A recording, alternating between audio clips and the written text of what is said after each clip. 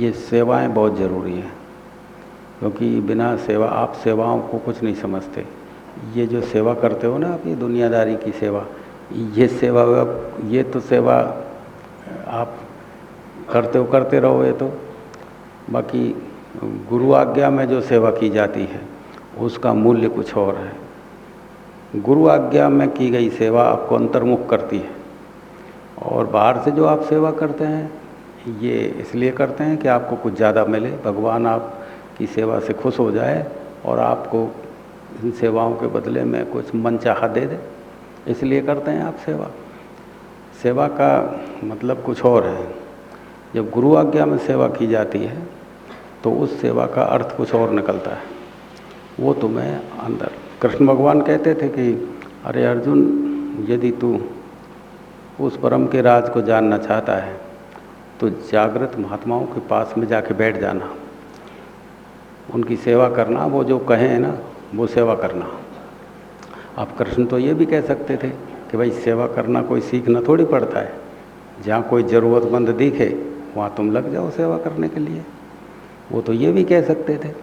लेकिन शास्त्रों को आप समझते तो है नहीं, तो कृष्ण ने कहा कि तुम उन जागृत महात्माओं को, उन सिद्ध महात्माओं की खोज करना और बस उनके पास जाके बैठ जाना और सेवा करना जब वो बताएं। अब वो जो सेवा बताएं तो वो कोई ऐसी सेवा तो बताते नहीं हैं, वो व्यर्थ की सेवा करवाते हैं, काम की भी करवाते हैं, काम की करवाते हैं, और काम की जब ना हो तो व्यर्थ की करवा देते हैं। महात्मा ज़रूरत की सेवा ना हो तो बताओ व्यर्थ का करवा देते हैं। भाई चलो इधर से जाओ, ये पत्थर पड़े हैं उठा के उधर डाल दो, उधर ज़रूरत ही नहीं है पत्थर पहुंचाने की, और तुम सोचते रह जाओ कि ये पत्थर की ज़रूरत तो यहाँ है, उधर ये पत्थर क्यों पहुंचवाए जा रहे हैं। तो फिर उधर से कोई बताए कि गुरुजी पत्थरों की ज़रूरत तो उधर थी, आप तो इधर पटकवा दिए, तो वो कहते हैं कोई बात नहीं है, उठा के उधर डाल दो। अब वो ऐसा क्यों करवाते हैं? वो तो पूरे होश में होते हैं, आप हैं बेहोश। वो तो आप तो सोचते हैं कि वो वैसे ही चक्कर लगवा रहे हैं, वो वैसे ही चक्कर नहीं लगवा रहे, वो तो आपसे कुछ करवाना चाहते हैं। वो आप कुछ करोगे तो उस करने में ही जो है ना वो आपको अंतर्मुख हो जाएंगे आप, यदि आपने सेवा को, क्योंकि वो सेवा में अपेक्षा नहीं बनने देते हैं, वो तो सेवा में वो तो आपसे सिर्फ करवाते हैं, अपेक्षा नहीं बनने देते कि भाई इसके बदले क्या मिलेगा, कुछ नहीं मिलने वाला है, आप तो ये काम करो। तो जो अर्थ थे असली चीज़ों के वो खो गए। पहले जो दान दिया जाता था, तो दान कहते हैं कि भाई दान बिना गुरु के भी नहीं लगता, तो इसका क्यों क्या मतलब है? गुरु दान तो तुम वैसे ही दे सकते हो, गुरु की इसमें ज़रूरत क्या है? दान दे दिया। लेकिन दान गुरु के बिना इसलिए, क्योंकि दान देने का जो ढंग है ना वो गुरु के सानिध्य में मिलता है। आप जब दान देते हैं तो उसके बदले में चाहते हैं कि भाई मैं यहाँ पे किसी को 10 रुपये दूंगा तो मरने के बाद कोई स्वर्ग में, वैकुंठ में मुझे कहीं जगह मिलेगी, अच्छे का अच्छा फल मिलता है, तो मैं 10 दूंगा तो भगवान मुझे बढ़ा करके 1000 तो देगा ही देगा। ये जुआ सट्टे की सी बात लगती है दान में तुम्हारे। ऐसा लगता है जो जुआ सट्टा खेल रहे हो कि भाई दान दे रहे हो तो बदले में कुछ चाह रहे हो। ये दान का स्वरूप नहीं था। जब गुरु के पास होते हो तो वो पूरे जीवन ऊर्जा को बदलता है, सोचने के ढंग को बदलता है।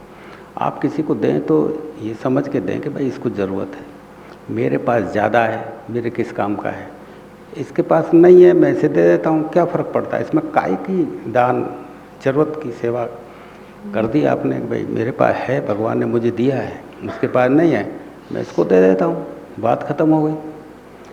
तो पहले इसका कुछ और ढंग था, तो अब जब इसके, क्योंकि सारा कुछ विचार से होता है, क्योंकि अब यदि आपके विचार सही हैं तो हाथ पैर तो वैसे ही काम करेंगे, यदि आपका विचार कुछ और है तो भी हाथ पैर काम करेंगे, विचार कुछ और है तो भी हाथ पैर काम कर देंगे।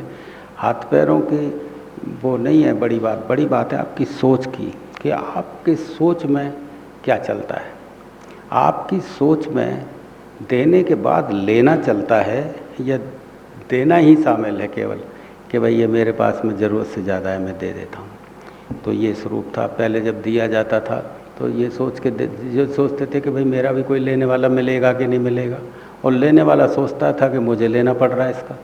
तो बड़ा सात्विक स्वरूप था। तो आप तो अपने मन मुताबिक जीने लगे, और जो वो सच्चे महात्मा थे, जो स्वरूप को जानते थे, जो आत्मा से जुड़े हुए थे, उनका साथ छोड़ दिया। और आप अपनी मर्जी से ही ग्रंथों को पढ़ लेते हैं, आप मर्जी से ही शास्त्रों को पढ़ के उनका अर्थ लगा लेते हैं, और बस ये वेद है, ये शास्त्र हैं, ये पुराण हैं, ये उपनिषद हैं, ये पढ़ पढ़ के पटक दिए। गीता पढ़ दी कि हम किसी से भी पूछो, भाई गीता तो हमारे घर में रखी है, तो फिर भाई इस पर धूल क्यों जमी है? इस गीता रखी है तो इसमें मिट्टी क्यों जमी है? मिट्टी इसलिए जमी है कि आप रोज़ाना तो पढ़ते नहीं हैं, बस वो रखने के लिए खरीद लेते हैं। रामायण है, वो रखने के लिए खरीद ली, घर में रखी है, आप बस उसमें मिट्टी जम रही है। अरे भाई रोज़ाना पढ़ने को देखो तो सही, लेकिन अब यदि आप पढ़ते भी हैं तो निचाइयों पे पढ़ते हैं, निचाइयाँ हाथ लगती हैं। क्योंकि जब तक आपकी दृष्टि ऊंचाई की नहीं होगी तो ना तो सेवा का अर्थ समझ में आएगा, न दान का, न शास्त्रों का अध्ययन को, न शास्त्रों का जो है मर्म उसे नहीं समझ पाएंगे आप। क्योंकि शास्त्र पढ़ लेने से मर्म पता नहीं लगता है। शास्त्र पढ़ने से बौद्धिक हो सकते हैं आप, श्लोक याद कर सकते हैं, चौपाइयाँ याद कर सकते हैं, किसी दूसरों को सुना सकते हैं, इसको ज्ञान नहीं कहते हैं बेटा। उद्धव जब सारे शास्त्रों को पढ़ के आ गया, काशी से, कृष्ण के भाई था चचेरा वो उद्धव, तो वहाँ से काशी से सब शास्त्रों को पढ़ के आया। तो कृष्ण भगवान से बोले उद्धव को, मैं तो सबको पढ़ के आ गया हूँ, सारे शास्त्र पढ़ के आ गया हूँ, सारे शास्त्र कोई बचा के नहीं रखा मैंने, सब जान गया, मैं तो बहुत ज्ञानी बन गया हूँ। अरे कृष्ण बोले कि अरे उद्धव, अरे जब तक तैने वो नहीं पढ़ा जो पढ़ने लायक है, तैने वो नहीं समझा जो समझने लायक है, तो सब पढ़ लिया तो भी बेकार है। सब पढ़ भी लिया तो इससे क्या फर्क पड़ने वाला है? बुद्धि में कितना ही भर लो, सिर्फ एक याददाश्त भरती है, इससे क्या फर्क पड़ता है? इसी बुद्धि में तुम हिंदी डाल लो, इसी में अंग्रेजी डाल लो, इसी में तुमने वेद डाल ली, इसी में तुमने रामायण डाल ली, इसी में तुमने जो भी गीता डाल ली और ज्ञान डाल लिया। इस मेमोरी को भरने का नाम ज्ञान नहीं है बेटा, इससे कुछ नहीं मिलने वाला है। तुमने कितने ही सत्संग सुन लिए, कितने ही तुमने ये धार्मिक पुस्तक पढ़ ली, तुम तो वैसे ही हो। कल भी तुम चोरी करते थे, आज भी चोरी कर रहे हो। कल भी तुम झूठ बोलते थे, आज भी वैसे ही झूठ बोल रहे हो। जब तुम तो सच्चे दूसरों के सामने मजबूरी में बने हुए हो कि किसी तरह से ये मुझे अच्छा मान ले, मैं साहब कभी झूठ नहीं बोलता हूँ। अरे अब जब आ जाती है ना बात, जब पता लगता है झूठ बोलते कि नहीं बोलते हो, मौका देखो। वैसे तो सच बोलते हो जब तुम्हारा लाभ किस चीज़ में हो रहा है तुम्हारा। यदि सच बोलने में लाभ हो रहा है तो सच बोलोगे, और लाभ यदि झूठ बोलने में हो रहा है तो तुरंत ही झूठ बोलने पे आ जाओगे तुम देखो कि तुम कब झूठ बोलते हो, कब सच बोलते हो। तुम नहीं हो सच्चाधारी, लाभ देखते हो जहाँ लाभ हो। तो इस मेमोरी को भर लेने का नाम ज्ञान नहीं है। किसी को सुना दिया, तुम जब किसी को सुनाते हो ज्ञान, तो देखो ये वहाँ ये लिखा है, वहाँ ये लिखा है, कृष्ण भगवान ये बोले हैं, इस अध्याय में ये बोले हैं, ये तुम दूसरे पे पैर जमा रहे हो। अब अपना ज्ञान नहीं दे रहे हो उसको, दूसरे पे पैर जमा रहे हो कि मैं तुमसे ज़्यादा जानता हूँ, तुम तो कुछ जानते ही नहीं हो। अरे दूसरे पे पैर जमाने का नाम ज्ञान है कि मैं तुमसे ज़्यादा जानता हूँ, ये ज्ञान है, इसका नाम ज्ञान है। ज्ञान का मतलब है तुम वो रहो ही नहीं जो हो, तुम जो अब तक थे वो रहो ही नहीं, कुछ और हो जाओ। ज्ञान तो तुम्हारी ऊर्जा से निकलता है, जो ऊर्जा चैतन्य ऊर्जा है परम की।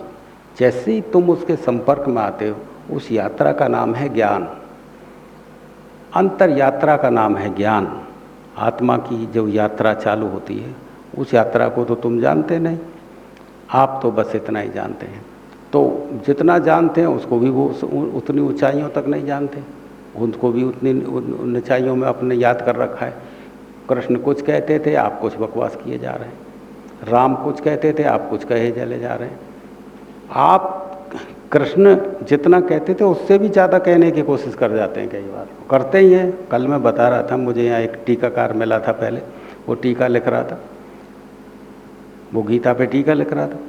कृष्ण ने तो 700 ही श्लोक गीता में संजोए और वो 1000 श्लोकों की गीता बना रहा है, कृष्ण से भी बड़ा बन गया वो। बोलो, मैं उससे कह रहा था बहन तुम 700 श्लोक कम पढ़ते हैं क्या जो तुम इतना मेहनत कर रहे हो, या गंगा जी के किनारे आकर के तुम हर साल आ जाते हो, कितने सालों से तुम आ रहे हो और 1000 श्लोक पूरा करने के लिए संकल्पबद्ध हो। नहीं, मैंने संकल्प कर रखा है साहब 1000 श्लोकों की गीता लिखूंगा, कृष्ण से भी ज़्यादा बड़ा। तुम्हारा ज्ञान देखो, किसी से बड़े बनने की कोशिश में लगा है, क्या ये ज्ञान है? कृष्ण से भी बड़ा बनने की कोशिश कर रहे हैं, ज्ञान है कि मैं भी कृष्ण से भी बड़ा बन जाऊं। ये बोलो, ये कोई ज्ञान? इसे ज्ञान बोलते हैं? हर चीज़ में कंपटीशन है, हर चीज़ में सोच रहे हो मैं इससे आगे बढ़ जाऊं। किससे आगे बढ़ोगे आप? जिससे भी आगे बढ़ोगे कोई अगला तुमसे आगे जरूर मिलेगा। कितने से भी आगे बढ़ जाओ आप, जितना भी आगे बढ़ना चाहो बढ़ जाओ, तुमसे आगे कोई ना कोई और मिलेगा। तो फिर जहाँ हो वहीं खोद लो ना, आगे बढ़ते चले जाओ। जब फिर भी तुमसे कोई आगे रहना ही है तो फिर जहाँ है वहीं खड़े हो जाओ ना। सोच लो कि जो आगे वाले आगे और पीछे वाले पीछे, हम जहाँ हैं वहीं खोद लेते हैं।